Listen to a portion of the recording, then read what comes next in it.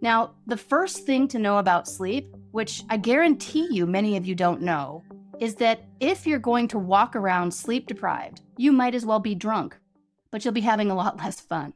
All right, in all seriousness now, all of you know that the relationship between alcohol and performance is negative, meaning the drunker you get, the more your performance suffers. You all accept that, right? That's why we have laws against drunk driving. It's why you'd get fired if you showed up to work drunk. But now I want you to look at the other part of this slide and recognize that the exact same relationship holds between sleep deprivation and performance. And for those of you who are statistically savvy, look at this closely.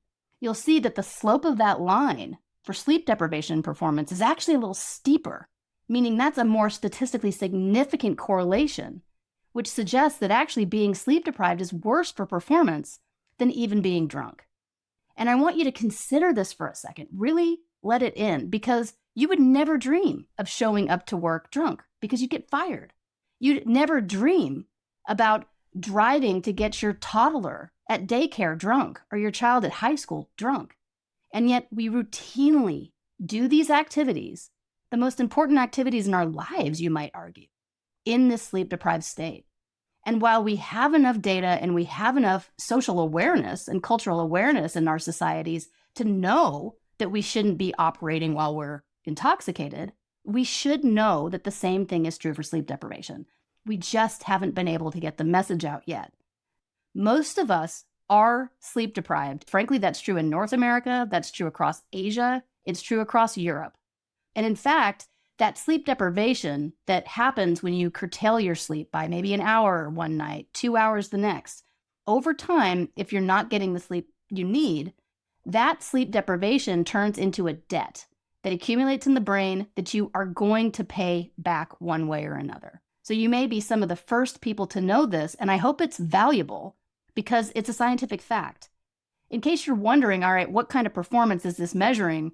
The initial original study back in the 90s looked at the relationship between sleep deprivation and driving in a driving simulator.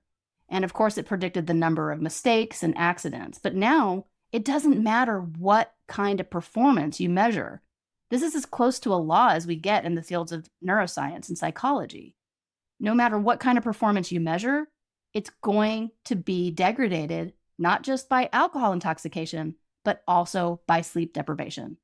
The final thing to note here about this slide is that this is just what happens to your brain across a single night of sleep deprivation. Don't even get me started on what happens if you do the more typical adult thing, which is to just not get quite enough sleep day in and day out. And while any of us can rebound from a patch of bad sleep, I get really worried when this day or two, maybe week, maybe month, maybe if a child, that wreaks havoc on sleep for a while. But I start to get awfully worried when these weeks or months turn into years, decades, and more, which happens to more people than I can count.